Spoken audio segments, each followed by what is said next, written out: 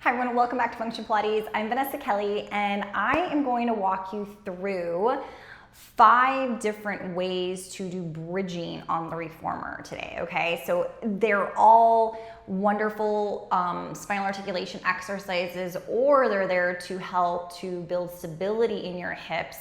But there's also other reasons to do these types of bridging positions to gain some more benefits out of it, right? So I want to walk you through some of the 5 favorites that I love, starting with just our regular bridge, okay? So when we do a regular bridge, we're going to go ahead and take the headrest down all the way. So you want a very flat surface so that you're not contraindicating through your neck when your hips are above your shoulders here, okay? So important.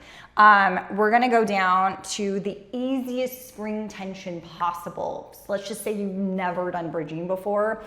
I wanna start out easy. So again, we want our bodies to feel successful at this point, okay? So that we can understand the concept of the type of movement patterns we're doing. So with that being said, spring tension is gonna be on 2 mediums and a light spring. So with balanced body, it's 2 reds and a blue spring, okay? So once you're there, let's lie down on your back and get into position.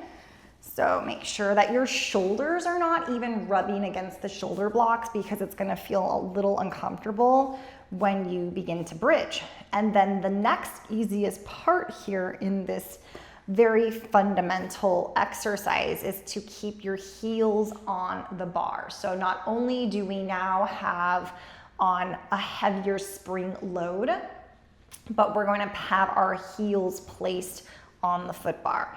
Arms are down next to the carriage and palms are flat, pressing into the carriage for the most ideal support. Okay, so with that being said, we want the carriage to not move. And in order to do that, we want to press in and down into the foot bar, not necessarily away from the foot bar, okay? So this is very hamstring activated. You're gonna feel your hamstrings warm up right away. So as you inhale to prepare, we want to exhale, and again, like I said, pressing your heels into the bar to come up into a nice high elevated bridge position here, okay? When you're here, you want to think of your kneecaps reaching away from your shoulders, and then we're starting to lower back down. The way we come down says it all. So we can come down naturally 1 bone at a time where there's a lot of articulation being promoted. That's if you have a really tight low back. But as we go through it again, as we bridge up, let's say you don't have a tight low back and your primary focus is to build hip stability. Then you would just lower down all put together, okay? Like think of it as a block, just going up and then dropping down. So let's try that another 3 times. So I'm gonna do just the regular bridge where I lift my hips up and then I drop my hips down. And then again, I lift my hips up, and you can see the speed is a little bit faster too, right? But on this last repetition, I'm going to take it back into more of the articulation. So with that, I'm gonna rock my pelvis, pull my abs in, and then begin to peel up 1 bone at a time. This is where you go into your pelvic curl and you hold at the top, okay? Then when you lower down, we're lowering it again, 1 vertebra at a time, tailbone being the last thing to touch. So if you try that, those 2 different ways, you're going to feel different things happen, okay? So again, let me know in the comments if you understood that, because one is promoting articulation of the spine, one is promoting more stability in the hips, okay? That was the first exercise. Second exercise here is going to be more of soles of the feet together, okay? And this is another great one. I think of it like more of a restorative bridge. So with your soles of your feet together, your knees are just like colliding outwards. You're going to press into the foot bar and lift the hips upward, okay? So you're getting a little bit more adductor stretch through those inner thighs, and then you're gonna lower back down, okay? And depending on what you need for that day, these are really great to kind of circulate through. Bridge up and then back down. We'll do this 3 more times, and I'm gonna layer on one more thing here for you if you like this variation. So as you bridge up, you're gonna hold it, and then let's add in a little teeter-totter. Yeah, so you're just kind of teeter-tottering, opening up those hips a little bit more, lower back down. Good. 2 more like that. And just try to relax, release those hip flexors if you feel like you're overly gripping. And again, just kind of teeter-totter back and forth, and then release it down. Nice. 1 more. And maybe you're actually feeling your inner thighs stretching here because we're contracting the muscle. And the more you contract the muscle, the more that the stretch can be felt. And we loosen it up a little deeper. Good. Okay, so that is the second one. Let's talk about the third bridging exercise here. Third one is going to be with straight legs. So straight legs and a little bit of a self-massage there on the calves too, if you kind of like roll them around. But we can be about hip distance apart, arms are down besides us. And when we bridge, this is mostly to regain hip stability, you're going to lift, pressing your calves into the foot bar here, okay? So the more you reach without your toes energetically, the higher the hips can become. Okay, let's try that 4 more times. So you're pressing down in through your calves, lifting your hips up, and then lower back down. And I do recommend squeezing through your butt cheeks as you raise your hips to the top here. Abs are drawn in, and maybe a little contraction through your quads. Yeah, they're working as a team. 2 more. And lift up. And lower back down. Good. And again, lift.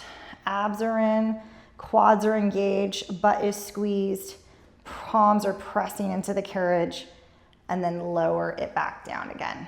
Beautiful. Okay. Let's talk about the fourth exercise for bridging. This one is also another favorite. I'm gonna still remain on my heels, and I'm gonna take my right ankle over my left knee. So for those who have a pretty tight hip, you might need to start out and then bring the ankle over, okay? But once we're here, we're gonna go ahead and continue to maintain this figure 4 positioning, and then you're going to bridge yourself up, okay? So you're just lifting your hips up, and you're gonna feel this openness through your hip flexor, and then you're gonna bridge it back down. So there's like 2 different things occurring here. Not only are you feeling the benefits on the left side of bridging with your hamstring, but you're feeling the quad and the hip flexor on your right side getting it. Hopefully you guys can feel that. Good, we'll do that 3 more times, and then we'll add in on this next one a little layer of it. So from here, if you like this and you want more of that right hip stretching, you're gonna dip your right knee down like it's a teapot, okay? Like you're pouring out of it, and then square your hips again. And then you're gonna go ahead and dip your right knee down to lengthen out that hip flexor, and then come back through center. And one more time, we can reach and then back up again. Now, you don't have to add in those consecutive dips. You can always do this 1 repetition and then add the dip. So let's try that next. So we're gonna bridge up. Once you're there, you can go ahead and dip the knee, come back through center, and then bridge it back down again. Okay, so 1 more repetition just like that. We bridge up, and then we drop the knee and come back through center and lower the hips. Beautiful. Okay. All right, the 5th one here is going to be with extension. So let's challenge ourselves. Let's come to our toes. I still have us on that same spring load, but when we move to our toes here, it automatically is going to make this exercise feel harder, okay? because you don't have you have less of your foot actually being supported by the bar.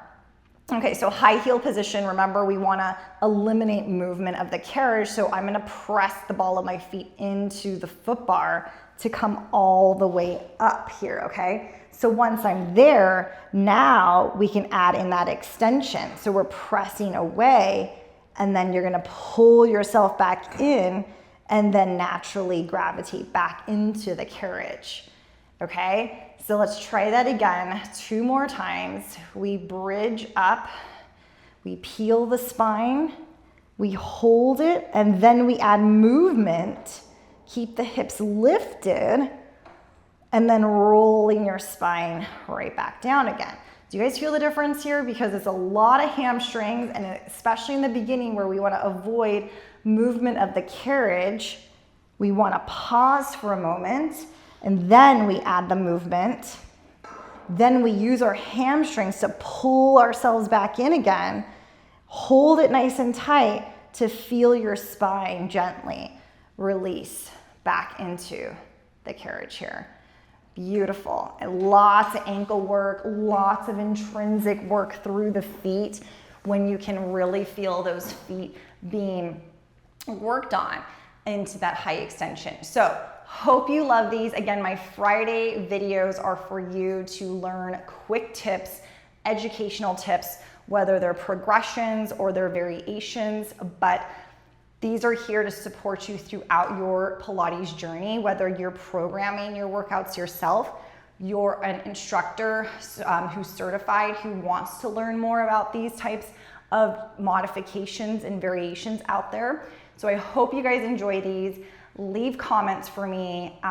Hit that like button if you enjoy these as well, so I know to produce more of these types of content for you on Fridays. I'll see you next week for another quick tips.